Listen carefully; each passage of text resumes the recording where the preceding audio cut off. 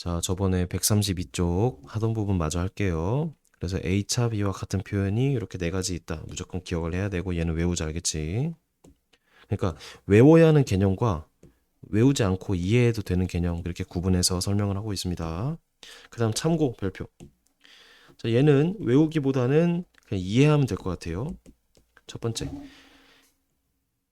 B가 A에 속한다. 즉, B는 A의 부분 집합이라는 개념인데 그거와 같은 표현 천천히 생각해 볼게. 첫 번째, A 합 B는 A다. 자, A와 B를, 그러니까 우리가 이걸 생각하지 말고 얘만 생각해 보자. A랑 B를 합친 게 A래. 그러면 B가 A 안에 들어있다는 얘기잖아. 요런 모양이 돼야 돼, 안 돼야 돼? 되지, 그치? 자, 두 번째, A 교 B는 B다. 두 개를 교집합을 했더니 B가 된대. 교집합을 했는데 B가 된다는 거는 B가 A에 들어가 있다는 얘기지. 복. 요 그림 생각이 나지, 그치? 세 번째, 세 번째 중요한데 B차 A는 공집합이다. 얘들아, 숫자의 차와는 숫자의 마이너스와는 좀 달라. 예를 들어서 5 빼기 3을 하면은 이렇게 할게. 3 빼기 5를 하면은 마이너스 2잖아.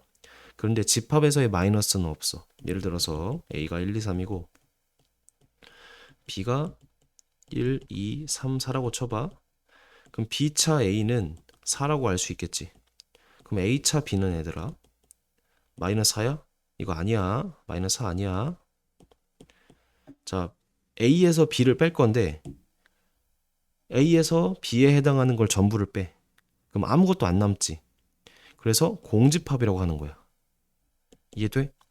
자, 집합의 차는 마이너스가 없고 그런 개념은 없고 그냥 원소가 싹 빠지면은 공집합이다라고 대답해 주면 되는 거야. 괜찮지? 그래서 B차 A가 공집합이라는 거는 B가 A에 속해 있다. 그리고 네 번째 별표 두 개. 자, 여집합을 바꾸면은 등호, 부호 바뀐다. 자, 여집합이 마이너스를 양변에 곱하는 거랑 비슷하다고 생각하면 돼. 자, B가 A에 속했어. 그러면은 B의 여랑, 자, B 이렇게 할게. A가 B에 속한다. 보통 이런 식으로 왼쪽으로 구멍을 열진 않거든. 대충 이렇게 할게. 그러면은 A의 여와 B 여는 이 포함 관계가 반대로 가. 마이너스를 곱하는 거랑 비슷하다고 생각하면 돼. 자, 얘가 얘잖아. 그치?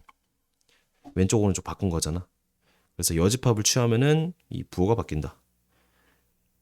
그 부등호랑 비슷한 느낌이고 여집합은 마이너스를 곱하는 거랑 비슷한 느낌이다. 자, 그리고 상식적으로 생각을 해보면 B가 A에 속하면 이런 그림이잖아. 그럼 잘 봐. 내가 노란색으로 A의 열을 표현해 볼게. 노란색으로 A의 열 표현해 볼게. 자, 그리고 초록색으로 B의 열을 표현해 볼게. 얘들아, 초록색이 노란색을 먹어 안 먹어? 먹네. 먹지, 그치? 왜냐면은 B가 A에 속해 있기 때문에 B의 여집합이 A의 여집합보다 더 클 수밖에 없고 B의 여집합이 A의 여집합을 포함해야 돼. 자, 괜찮아? 이해를 했으면은 받아들였으면은 만약에 얘가 좀 외우기 내가 기억이 좀 나기 어렵다. 그럼 외우면 되겠지, 그치? 자, 두 번째. A 교 B가 공집합이다. 서로소와 같은 표현입니다. 자, 이번에 A에서 B를 뺐는데 A만 남아. 즉 겹치는 게 하나도 없다는 얘기지. 그 얘기야. 자, 이번엔 B에서 A를 뺐더니 B가 남아. B만 남아. 그러면은 얘도 마찬가지로 겹치는 게 없는 거네. 그리고 서로소는 그림에서 이렇게 떨어져 있으면 돼. 세 번째, A가 B의 여에 속한다. 별표. 자, B의 여가 얘가 되는데 그 안에 A가 속해 안 속해? 속하지. 둘이 교집합이 없기 때문에 어떤 함집합의 여집합을 하면은 나머지 집합을 포함하게 된다. 머릿속으로 그려지지, 그치? 네 번째, 반대의 경우도 마찬가지다. B가 A 여에 속한다. 그래서 자, 개념은 어렵지 않은데 문제에서 이런 식으로 나오면은 내가 요 표현이구나, 요 표현이구나로 받아들일 수 있어야 돼. 또는 내가 생각할 수 있어야 돼, 알겠지? 아니면 그림을 그려봐도 좋고. 이해되는데? 좋습니다. 자, 이제 문제 어떻게 나오는지 천천히 봅시다. 문제 몇 문제야? 1, 2, 3, 4. 네 문제니까 한 번에 가볼게요. 35번. 자, 실수 전체의 집합의 두 부분 집합 A, B래. 자, 별표. 벤다. 자, 그림으로 표현하기 어려운 경우. 수직선. 자, 무슨 말이냐? 내가 얘를 집합을 이 벤 다이어그램으로 표현하면 쉽다고 했잖아. 그런데 정수면 또는 자연수면은 띄엄띄엄 1, 2, 3 이렇게 숫자로 쓸 수 있잖아.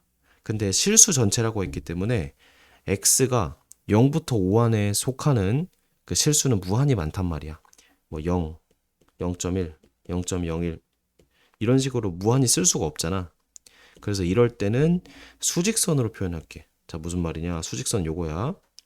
자, 0부터 5까지 있고 등호를 포함하니까 이렇게 하면 되겠다. 그치? 얘가 A다. 그리고 B라는 거는 3부터 7까지. 자, 직관적이지? 양쪽을 포함해야 돼. B다. 그리고 그림 그릴 때는 높이를 좀 다르게 합시다.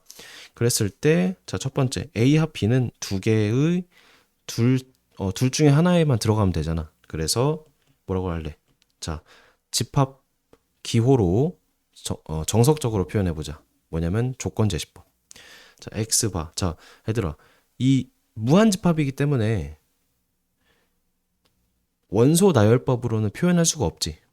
그래서 조건제시법으로 표현하는 거야. 자, X바, X가 어떻게 돼? 0부터 7까지 범위라고 하면 되겠지. 등호 들어가고.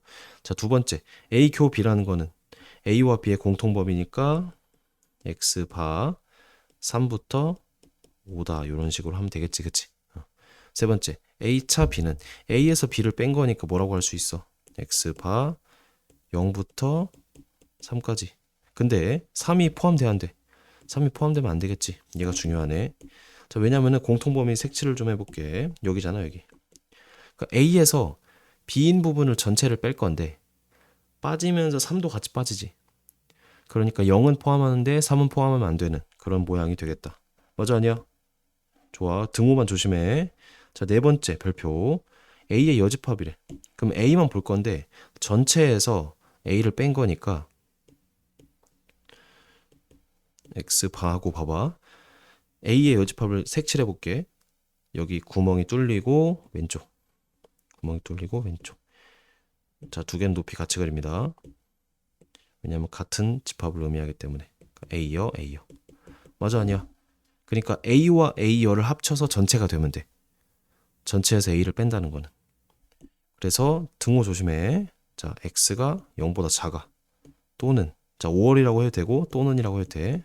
또는 X가 5보다 크다. 이런 식으로 답을 내면 되겠지. 자, 이해되는데? 이렇게 벤 다이어그램으로 표현하기 어려운 거는 수직선을 이용해서 나타내면 되고, 그리고 원소 나열법으로 표현하기 어려우니까 조건제시법을 활용을 한다. 이 조건제시법을 너희가 답을 쓸 때 너무 어색할 필요 없어. 한두 번 쓰다 보면 익숙해지거든. 어쨌든 35번 했고, 자, 37번부터는 다음 영상에서 다시 찍을게요.